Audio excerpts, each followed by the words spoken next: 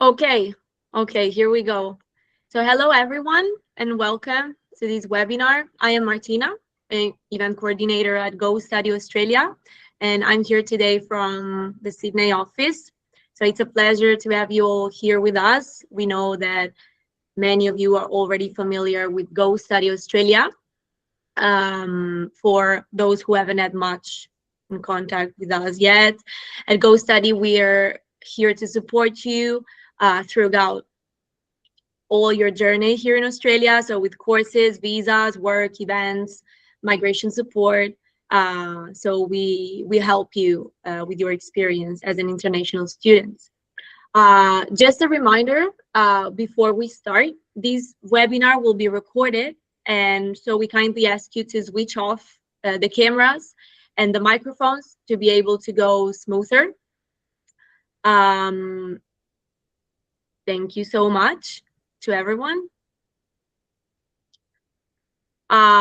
Before we go deep into the webinar and I introduce you the main speakers of today, so Giuseppe Romano and Raul Jurado, I'm gonna give you a quick tip on how to enable subtitles so you can better understand today's webinar. So you should press the three dots at the bottom of your bar. It's really easy. And then you press settings. Then you go into the CC icon, so the caption.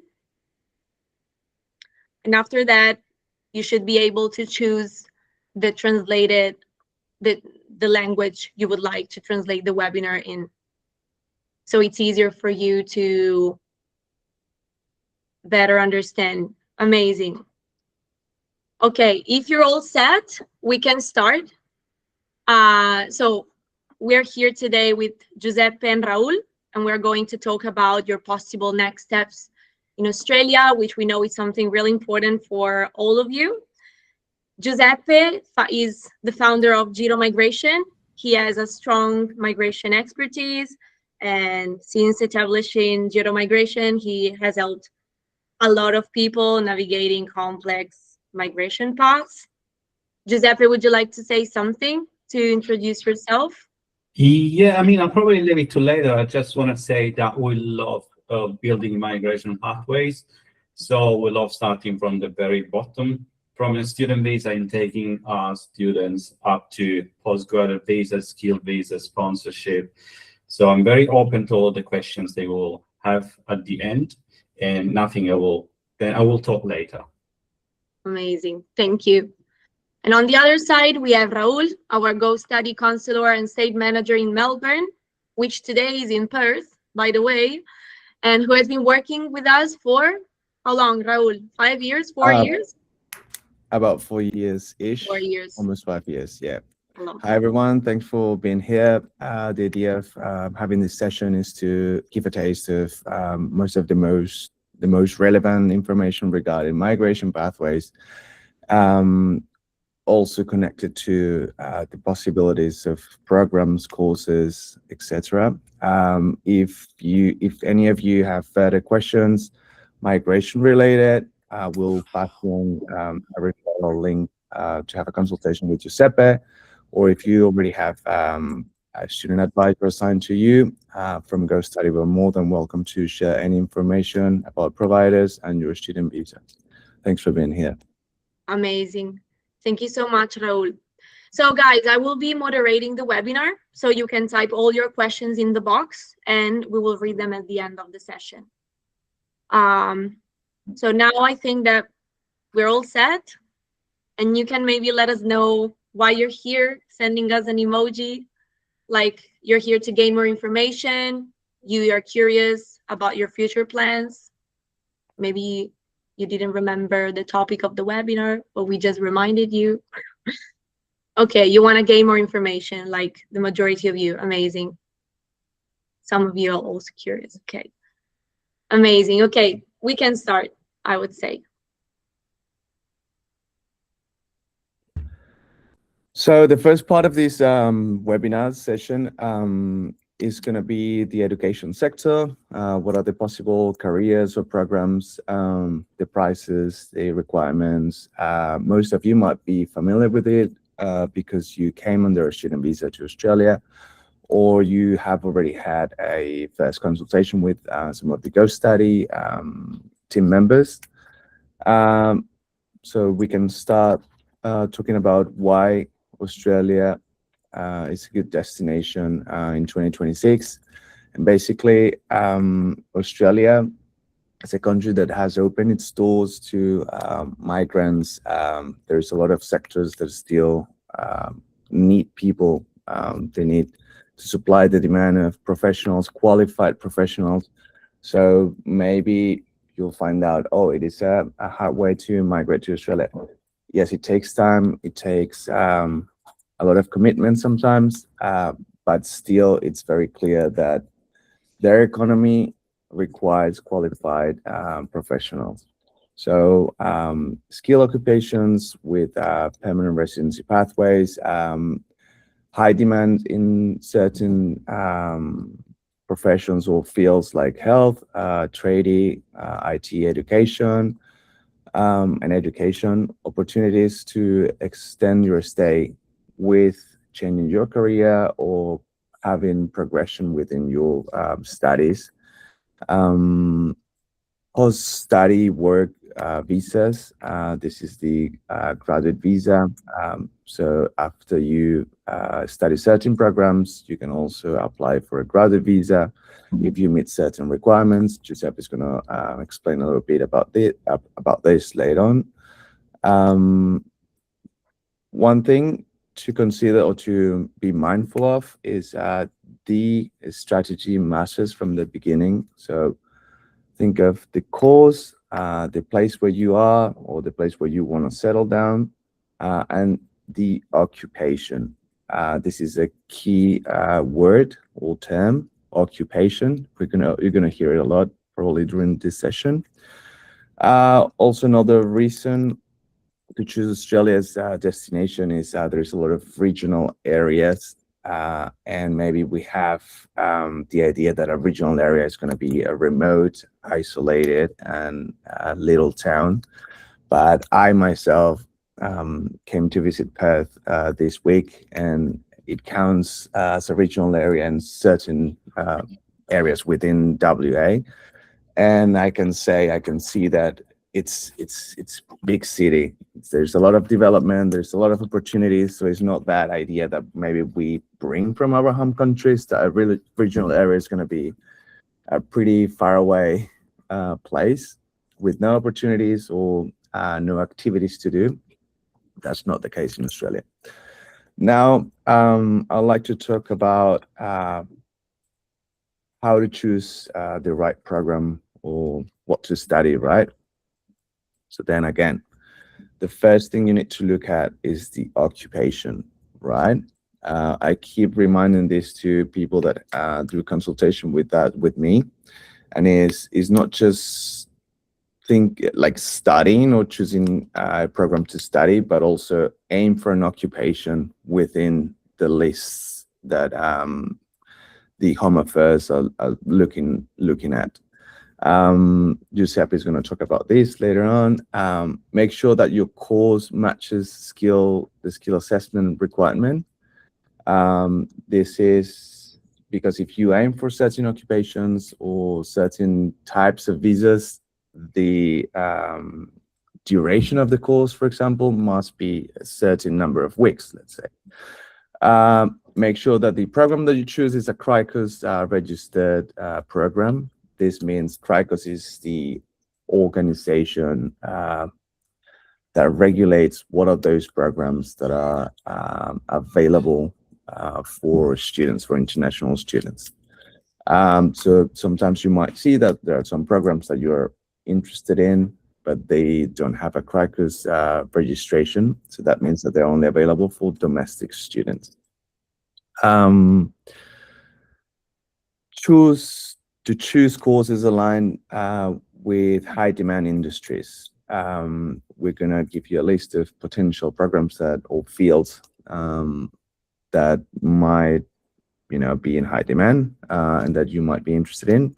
Consider the course length, important for post-study visa eligibility. So as I mentioned before, like to apply for a graduate visa, your higher education program must meet a certain number of weeks. Plan your pathway. So have clear what's going to be the long-term goal, right? It's very valid. We all have different mindsets. It might be just, I want to stay here for a certain number of years, then I want to move somewhere else, or I want to stay here as much as I can, or I want to change my career and I want to become a resident at some point. So it's important to have that clear from the moment that you choose the course. Then also keep in mind that you need work experience. And after that, well, visa options that Giuseppe is going to share with you later on. This very, very important. Avoid changing courses without a clear migration strategy. So I want to make emphasis in this. From the 1st of April this year, certain regulations took place, and basically it's a bit harder now to transit from one provider to another. And basically at the end of the day, it's not good that if you came under a student visa saying, this is the career that I want to study, then halfway through, you just change the story. Then like in the long-term project or process, is not going to be well perceived by the officers or the immigration department, right? Then balance cost versus outcome. Cheaper is not always better for the permanent residency. So yes, we might see that education in Australia compared to our home countries maybe is more expensive, right? In some countries, education is completely free. Although think of the career opportunities and salaries that Australia offers, right? So then look at the goal that you have in a long term and see it as an investment, okay? And also get a proper advice before enrolling. So that's why we're here, to give you an advice. Now I'd like to move forward to the top courses, or let's see it as fields that might lead to a residency, a permanent residency. Again, from GoStudy, we are student advisors. Our field is education. This is the reason why we invited Giuseppe, who's a registered migration agent, and we like to, work hand in hand with someone, a professional that has the expertise in migration itself. So we can find certain sectors. We have a list here. In the health care, you have the registered and enrolled nurse, an aged care worker, and occupational therapist, right? In IT, information technology, you can see occupations like software developer, ICT business analyst, cybersecurity specialist, and data analyst. In the engineering sector, you see a civil engineer, mechanical engineer, electrical engineer. In the education sector, early childhood teacher, secondary school teacher. Community services, you find occupations like social work, welfare worker, community worker. And in hospitality, you find the occupations as a chef, as a cook, or even as a venue manager in some regional areas. In telecom, you have the telecommunications technician, lines worker. Then the trades, in the trading sector, you can find occupations like carpentry, like as a carpenter, and some others that we can share with you guys if you send an inquiry and you maybe describe a little bit more about your work experience and profile. Now moving forward, also I'd like to take a the opportunity to remind you that you can leave your questions or comments on the chats, and Martina is going to keep them in mind. It's going to take note for the end of the session to answer them. So schools and providers. Sorry, Raul. Sorry, before you go on, can I please ask everyone to turn the cameras off? Thank you. Yeah, sorry guys. The reason why Martina is saying this is because when we record the session, it tends to be a glitch if there are too many cameras on. So sorry for that. So back to schools and providers. The first category, well, you might have heard about them a lot. It's the vocational education and training, the colleges, right? So it's career-focused training, certificates and diplomas, also advanced diplomas and graduate diplomas, right? Vocational education is not only offered by colleges, it can also be offered by universities. And the advantage of coursing a vocational course with a university is that they are designed to work as a pathway for you to move forward to a bachelor or a master's, right? So it's good to keep that in mind. It's flexible, popular pathways for careers in the cookery sector, hospitality, childcare, community services, and they are more affordable than higher education. Okay. Now moving forward to the TAFE. So TAFE is still vocational education, but TAFE institutions are semi-governmental institutions, right? So that means that, let's say, in terms of applications, they might be a bit more stricter. So you need to have all your documentation in order, in place before like applying for them. Okay, and they tend to be slightly more expensive than the conventional colleges. Hands-on industry relevant training. So the how to call it, the practice components of these programs are very hands-on, and it's a very important aspect for these programs. Otherwise, you won't get the certificate or you won't complete the training. They are more structured, stricter with admissions requirements, as I said, and let's say that it's the middle ground in terms of quality costs. Now, moving forward to universities, higher education. So academic programs, bachelor, master degrees, and of course, PhDs. They're required for professions like nursing, engineering, teaching, right? So something that I like to remind to people when they have a first consultation is that not every career / occupation will be accessible through the vocational education. So certain professions are only possible through the higher education, either a bachelor or a master's degree. Okay. Another key aspect of the university is the English requirement. So same as TAFE, you need to have everything in place when you apply for the program. So if the profession, the career that you the program that you want to study requires a 6.5 IELTS, you need the 6.5 when you apply for the university.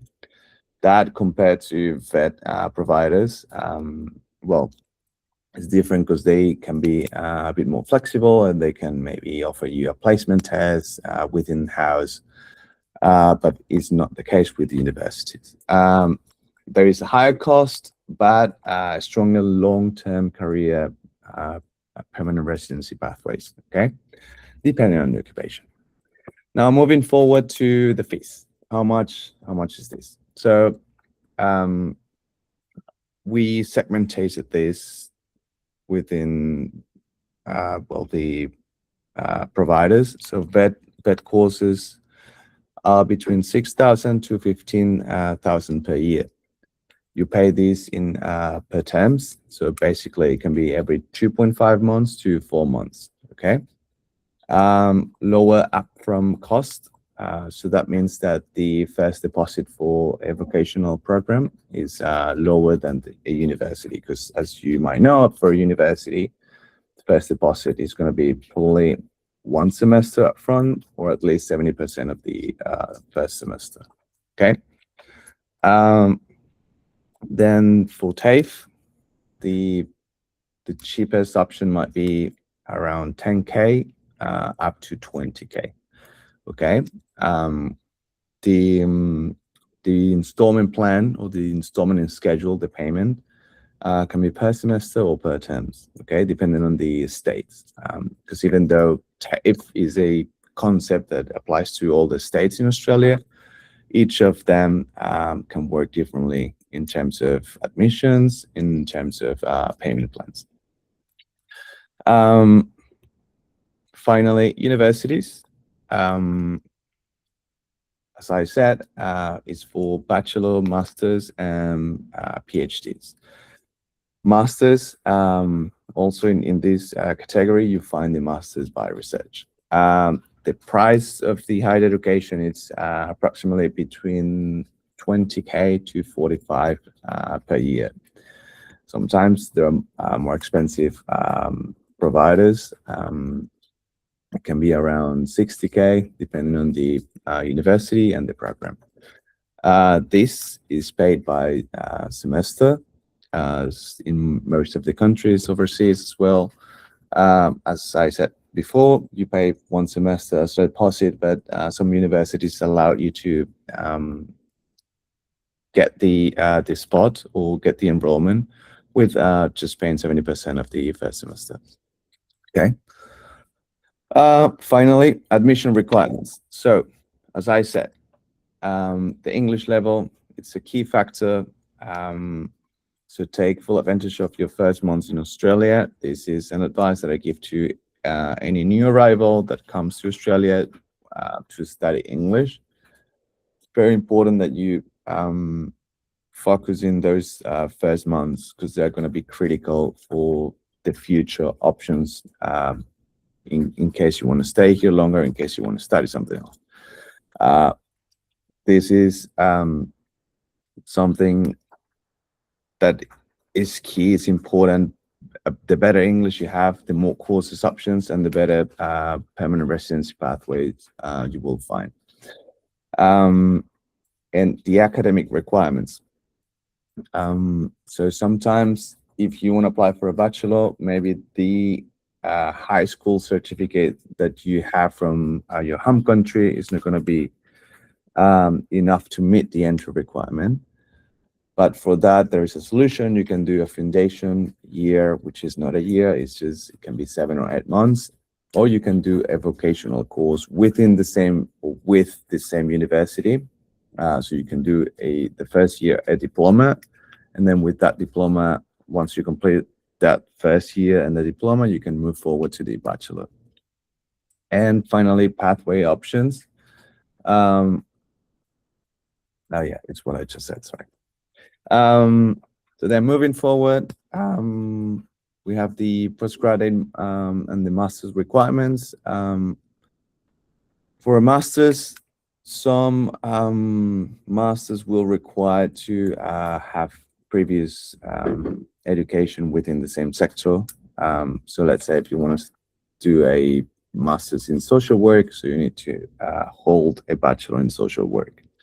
But in some others, like a bachelor in secondary education, you can have a bachelor in any field. So maybe you did chemistry, you have a bachelor in science and focus on chemistry, you can apply, or you can study a master's of secondary education.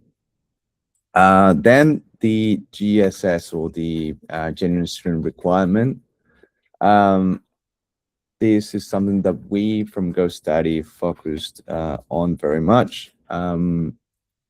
It's important that when you apply for your student visa, the story behind it, it's aligned with your long-term purposes, it's aligned with your work experience or with your previous studies, so that basically there is a genuine motivation for you to choose certain professions. Okay. Finally, all the requirements, financial capacity. So generally speaking, you need to have enough money to cover your tuition fees and your living, your cost of living for 1 year. The documents, you need passport, transcripts, all the certificates or of any studies that you have completed previously. Important to have your CV, your curriculum. Additional requirements, depending on the career that you, or the program that you want to study, you might require a portfolio, an interview, or some work experience. And I think that's the end of this section. So I don't know if Marty, do we allow questions now, or do we move forward to Giuseppe and leave the questions for the very end? So I'd say we move forward, because at the moment we have no questions. So I think that you've been really clear and Mhm. you've been explaining everything really well to them. So I say we can move on. All right. Thanks. So Giuseppe, Yeah, so I Stage can is take yours. over from here. Mhm. This is the most interesting part of the seminar, probably. This is where we can probably put the base for the next step. So you explained very well, all the student visa part. And the student visa, I think it's particularly important for someone who hasn't got enough skills, who hasn't got enough bricks to build his dream house, which is the Australian permanent visa. Now, let's move to the next stage, which is how we make the best use of the student visa towards an immigration pathway. As I said at the beginning, what we like to do the most is building immigration pathways. And immigration pathways are, as I said, just like building a house made of bricks, where one important brick is the education part. Another extremely important brick is, in most cases, is made by work experience in that specific occupation where you qualified. Another brick is made by your English level, which is important in different ways depending on the type of visa you are targeting. So once you completed your student visa, and I'm assuming, I'm talking to someone who's starting from scratch, so doesn't have any relevant qualification, doesn't have any work experience in a specific occupation. Then what you need is going to the next stage, is building the next brick, which is made by the work experience. Now, in this direction, once you complete your student visa, it is extremely important to have one factor. This is always important in life, especially important with the Australian immigration, building an immigration pathway. You need time. How do you get extra time at the end of your student visa? So you completed your student visa, you completed your course of study. In most cases, you will have, as a general rule, a couple of months, or in some cases a bit more, to remain in Australia and look at your chances. So from an immigration point of view, I'd like you to go back, but you will use it to build your chances. So how can you get extra time? How can you get to stay in Australia and build towards your work experience, or anyway, or building the next steps to remain in Australia in the medium term or in the long term? So one key visa, very, very important visa, is the postgraduate visa, subclass 485. The postgraduate visa is not a visa for everyone studying in Australia, but it's a visa just for people who studied very specific courses or at a certain level or in specific subjects that allow you extra time. It allows you to remain in Australia for a specific amount of time, during which you can work full time. And what you will usually do, if your plan is to remain in Australia in the long term, you will use this time towards your next goals, which will be a building work experience, towards a sponsorship, towards a skilled visa, or building towards the requirements for these visas, like, for example, preparing a skills assessment, lodging an expression of interest towards a skilled visa. Now, just to give you some basis for the 485 visa, to understand who can get the 485 visa, who cannot get the 485 visa. The first thing you need to understand is the 485 visa is not for everyone, so there are requirements that you need to meet. There are two different streams of the 485 visa, which means two different pathways depending on what you studied. The first one is the post-higher education stream. So if you studied anything at university level, which means a bachelor's degree or a master's degree or a PhD, then you would probably qualify for this stream. If you studied something at a lower level, like a trade qualification, like a diploma or advanced diploma, then you can potentially qualify for the post-vocational education stream. Now, why do I say you can potentially qualify? Because there are, for each stream, there are other specific requirements that you need to satisfy. First of all, both streams rely on meeting the Australian study requirement. What's the Australian study requirement? Is a requirement that says that anything that you study has to be a course of study that is registered, which means it's usually delivered in no less than 2 academic years. 2 academic years are pretty much 92 weeks. Plus, you might even complete these courses in less than 92 weeks. However, you cannot study for less than 16 calendar months. So this is your Australian study requirement, which you have to satisfy. Then, if you look at the post-vocational 485 visa, there is an extra requirement, which is what you study needs to qualify you for an occupation of the medium or long-term list, which is one of the skilled occupation lists. So just to give you some practical idea what I'm talking about, if you study a certificate 3 in pretty much all the trades, so to become a carpenter, to become an electrician, a tailor, to become a chef, that's a trade qualification that qualifies you in an occupation of the medium or long-term list. So you will satisfy this requirement. You will need to study the specific course for a minimum of 2 years, which means you need to make sure that the course that you choose, and in this direction, obviously, GoStudy will be the main advisor. So the course that you choose, which can potentially be completed in 12 months, 18 months, 24 months, depending on the college, has to be delivered in 2 years. If you have no courses, say if there is no certificate training in carpentry that goes for 2 years, in some cases you can package your course with a different course, with a certificate or with a diploma, so that your final duration of the course will be at least 2 academic years. So if you satisfy these requirements, plus there is an extra requirement which is given by the age. If your age is below 36, unless you're studying a master's bioresearch or a PhD, if you satisfy all of these, plus if you have a certain English level, which today is an IELTS 6.5, overall with no scores under 5.5 or an equivalent test, then you can apply for a postgraduate visa. The postgraduate visa will be granted, if granted, for a period which depends on what you studied.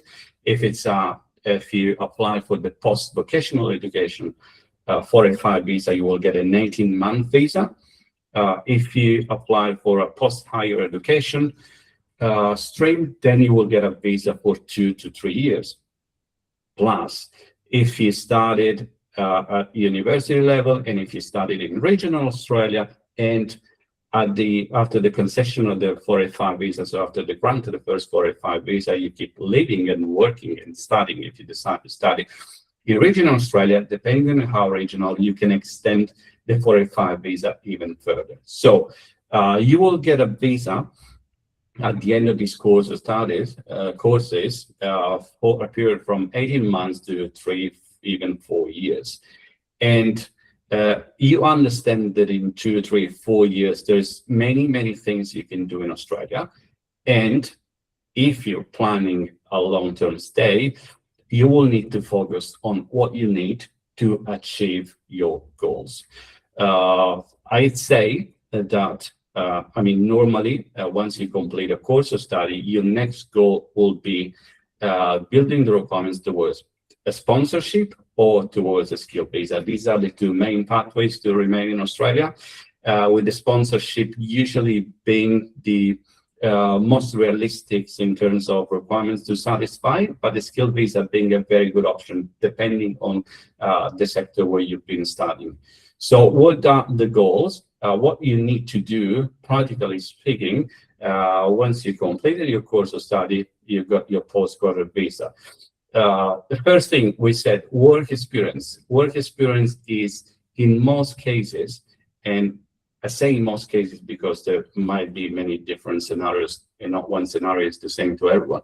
But in most cases, you need work experience to qualify for sponsorship or to qualify for skilled visa. So with 18 months available, or 2 years, 3 years, 4 years available, you will definitely have enough time to enter, if this is your first time in the sector, to enter the sector and to build experience in the field, and then meeting the eligibility requirements for example, a sponsorship. Or if you're looking, maybe if you're looking at a skilled visa, which is another beautiful way to migrate to Australia. Skilled visas are visas independent from one employer and based simply on your skills and your qualifications. Then your next goal would be preparing skills assessment, which is one of the many criteria to look at skilled visa. So I would quickly go through the skills assessment as a base to look at a skilled visa, look at skilled migration, how it works. I mean, I will give you the principles. I will not give you too many details, otherwise I will probably just confuse you. But the principles for a skilled visa. So to qualify for these visas that are independent for one employer, the key requirement is you need to pass a skills assessment. What's a skills assessment? It is a process of recognition of your qualifications, so what you studied, and in many cases, not in all cases, it depends on your occupation, of your work experience. Practical examples: if you're a carpenter and you want to pass a skills assessment, you will need a certificate in carpentry, and you will need, depending on the type of assessment, because there are different ways of passing an assessment, you will need either 3 years of experience as a carpenter, or if you studied in Australia, you've done your course in Australia, with a 1 year experience, then you can pass a skills assessment. Or totally different scenario. If you've done a bachelor's degree as a teacher or as a nurse, at the end of your degree, you don't really need work experience. You can pass a skills assessment based on your qualification only. So once you pass the skills assessment, you have a positive outcome, you can progress to the next stage of your migration pathway, which is, looking at skilled visa, is lodging an expression of interest. Again, what is an expression of interest? An expression of interest, before explaining what's an expression of interest, it's important to explain something regarding the skilled visas. So skilled visas, just like any visa, are made of requirements. You need to satisfy that you have a certain qualification, that in some cases you need to have work experience, that you need to have a certain level of English. Having all the requirements, meeting all the requirements, doesn't qualify you for a skilled visa. So there is no direct pathway like I meet the requirements, I apply for the visa. There is always one step in between, which is you will need to be selected and invited by central immigration or by a specific state of Australia. What does it mean? It means that for skill migration, so for people who want to migrate based on their own skills, the places available and made available by Australia are limited. So not everyone who's got skills as a carpenter and wants to migrate to Australia will be able to apply for a skilled visa. This is because there is usually more skilled people who want to migrate to Australia than the places available. So what normally happens at the beginning of every financial year, Australian immigration or every single state will determine how many people they will need for specific occupations and how many people, therefore, they will invite. So let's make the example of carpenters. Let's say that Victoria next financial year will need 100 carpenters. You have applied for an expression of interest, which means you and with other carpenters made a request to apply for a skilled visa, apply for a 190 visa. There will be possibly 500 people or 1,000 people in the list, which makes, there will be more people willing to apply for the visa than the places available. So what happens is every random date, Victoria will look at the list of potential candidates and will invite a certain number of people. So usually they will invite only the best profiles to apply for the visa. So if you are among the best profiles, it means you will get an email asking you to apply for the visa. Then you will be able to actually apply for the visa. So we've gone all the way to the end. Now, let me fill the blanks. So let me give you an overview of the principles or the criteria that make your profile possibly invited or not. So we said you need to do an expression of interest as a base for a skilled visa. An expression of interest is a process. It's like an application, but it's not a visa application where you send your profile to immigration, showing what your all your skills, your age, your level of English. You present yourself for what you are. Based on your specific profile, you will get a certain score. Let's go practical for a second. So you will get a score based on your age. For example, if your age is between 25 and 33, then you will get a certain score. If you're younger or if you're older, you will get a lower score. Your English level, if you have an English level of IELTS 6, you will have the minimum to be in the list, you will get no points. If you have a higher level of English, IELTS 10, IELTS 7, IELTS 8, you will get a higher score. The same is for your qualification. The higher, the more points. Your level of English, we said already, your years of experience.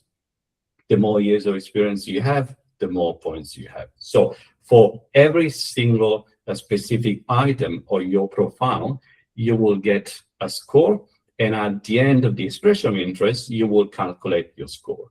You need to achieve a minimum of 65 points based on the calculation to make it to the list, which means if your profile is not good enough to get 65 points, you cannot even try to make it to the list. So you will not be a potential candidate.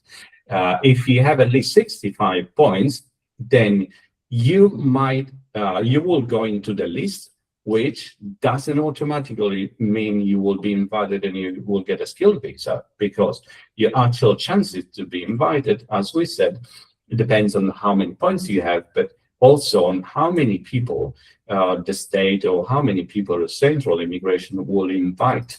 So in this direction, because there are some principles or some factors that we cannot control, like how many people there are in the list, how many points the other people have got in the list.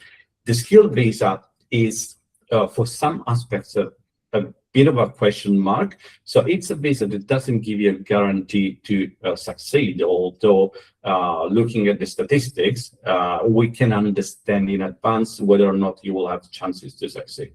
And in this direction, looking at option of skilled visas with less competition might be an advantage. For example, this is something I probably didn't say. So skilled visas are a category of visas. There are three main subclasses. There is the 189, where you get selected by central immigration, and this is probably the subclass with the most competition. There is the 190 visa, which is confined to a state of Australia. So you might decide to migrate to Victoria, to Western Australia, or one specific state. And also, depending on the state, there might be less competition, so it might be an advantage to look at this visa option. Plus, there is a 491 visa, which is a regional skilled visa. So if you decide to go a bit more regional, which doesn't always mean has to be very regional. For example, Perth City is regional. For example, Adelaide City is regional.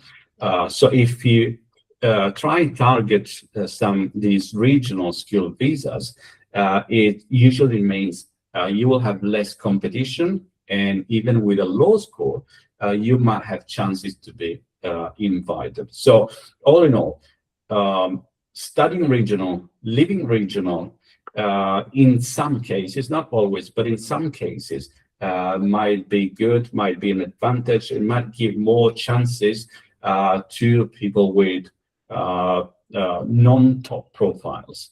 So that'd be still a very good way to migrate to Australia. Regional Australia really gives more chances to many people. Not to mention that regional Australia has got access to some extra other special visas. So Australian migration is probably the present and the future of Australian immigration. So it's something that you might want to consider, since most of the people tend to go to the main cities, Sydney and Melbourne, but there is a lot more. And regional Australia is really expanding and growing a lot. So this is, in a nutshell, the skilled visa, how it works, what are the requirements. It's important to emphasize that.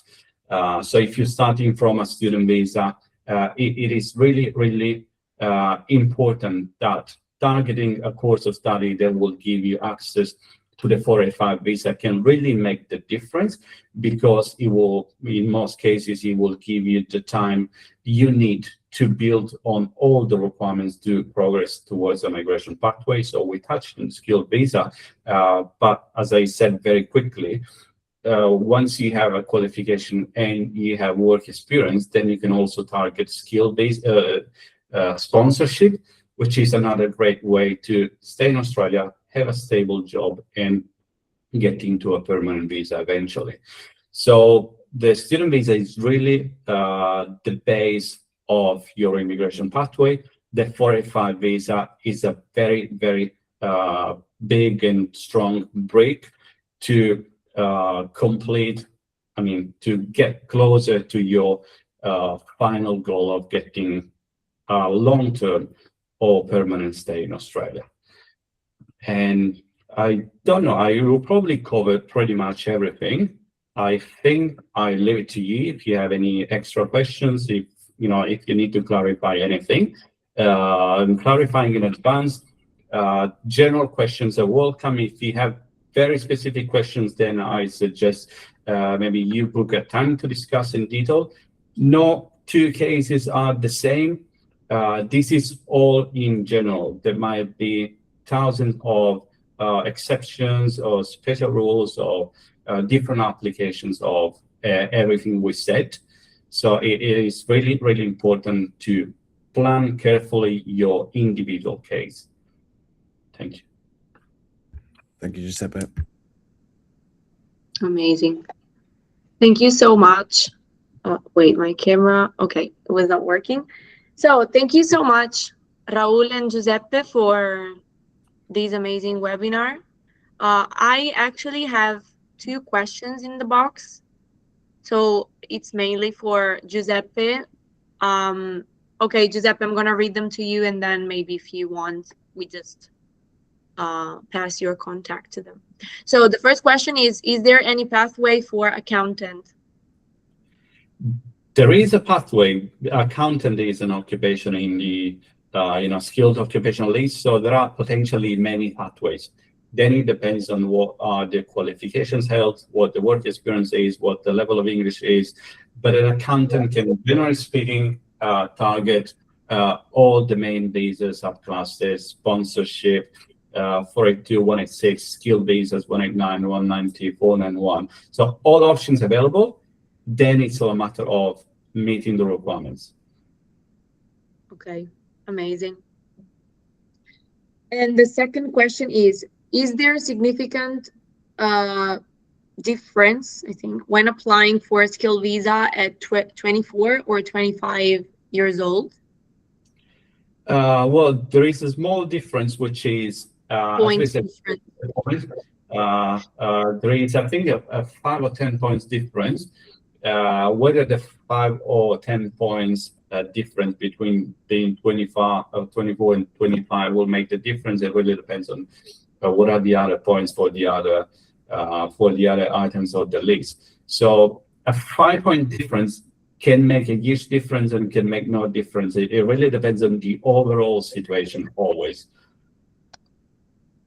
Okay, great. I have another question from Gemma Sanchez. She said, if it's possible to apply for a student visa after applying for an invitation of skill visa. She has a student dependent visa now. Okay, I'm not sure I got it. So from get an expression of interest or an invitation for a skilled visa, what happened to the invitation for a skilled visa? If she can answer. Yeah, Gemma, could you please answer by voice? If you would like to unmute yourself. Oh, I'm sorry. Yeah. Can you listen? Oh, sorry. Yes. The thing is that right now I have a dependent student visa because my boyfriend, he's studying. And I would like to apply for a skill visa for the invitation. But the thing is that our current visa is going to expire next year.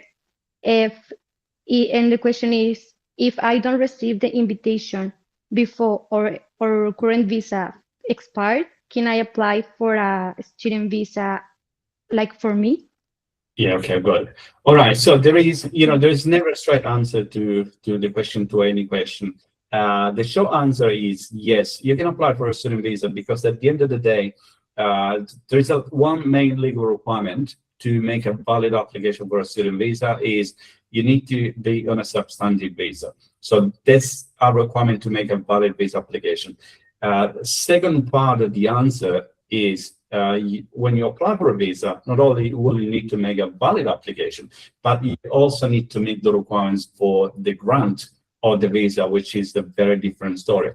Now, having a student visa granted when you have an expression of interest in, it's always possible. What I usually say, a student visa is pretty much always possible as long as you can explain very well why you want to study. So as long as you have a good story, a good explanation, if you have a convincing case, then all student visas are possible. Obviously, your situation will add some risk factor to the student visa application because immigration will probably see that you are, I'm assuming if you're doing an expression of interest, you're already skilled, you're qualified, you might have work experience. So you will start with a bit of a handicap simply because immigration will think you're skilled enough to get a student visa. However, nothing prevents you from studying something at a higher level or something slightly different to your main field. So you might be able to explain why the student visa. So it won't be as easy as if you didn't have an expression of interest in, but still possible. Okay, thank you so much. Okay. You're muted, Martina. Sorry. Thank you. I think I have one last question from Krisha. She asked, for the IELTS English exam, does it have to be the general training or the academic for the postgraduate? General training is enough. Amazing. Okay, I think I have no more question. And that's all. Yeah. Guys, do you have any other question? No, I don't think so. We can wrap it up. All yeah, right. Amazing. So guys, let us know, how did you find this webinar? So do you think it was useful? Would you like a consultation? Would you like to catch up in the future? Let us know. What do you think? Mm-hmm. Amazing. Yeah, you can contact like any of us. Like we have different offices here in Australia. We are in Sydney, we are in Melbourne, in Perth, and in Brisbane. I think you're all in Australia, but if not, we also have offices offshore. So you can also contact one of our offices outside Australia, and you can have a free consultation with us to decide your next steps. Wait a minute, I have another question. Would you like to unmute yourself, Dia? Yeah, sure. Maybe, yeah. Maybe you can directly speak with us. Yeah, the thing is that I got an exemption like 1.5 year when I studied towards my bachelor, but I was wondering whether that's a disadvantage when I apply for my skill assessment, because you know the units are not the same, because the prior studies was from UK, so I don't know if they'll meet the Australian requirements. Okay, I guess this is for me. Is this for, you said the skills assessment, is this for skills assessment or is this for a 485 visa? Skill assessment, and then the 485, etc. Okay, it's two very different things.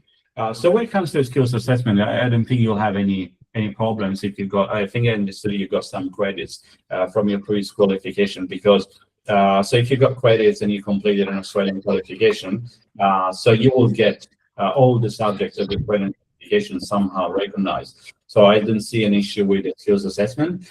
It might potentially be an issue for the 485 visa, because as we said, we need to satisfy the Australian salary requirement, which means the course has to be registered for at least 2 years, and that will be satisfied, because even if if it's a bachelor degree, must have been for at least 3 years.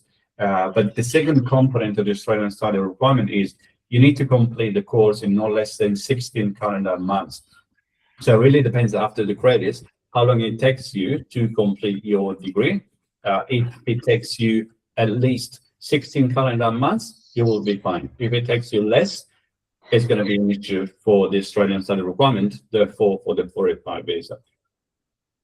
I think that should be fine, because the bachelor, I completed it in like the month that you mentioned, and before that I did like a year, another course for a year. What course was that? Because not all courses. It was a Cert 4 in real estate practice, and then I did 1.5 year a bachelor in business, major accounting. So I didn't understand what the bachelor was. The bachelor was a Bachelor of Business. Okay. Okay. So so the certificate 4 was unrelated. Yeah, it's unrelated. Yeah. Yeah, I mean, it might still count. It might still count as something that's something to be assessed in, in a very specific way. It might be possible to count it anyway if it's for the 16-month requirement. So it's something that can be assessed, and I suggest you maybe, we look at your matter privately because that's very specific. Yeah, for sure. I'll get back to you. No worries. Thank you. No worries. Thank you.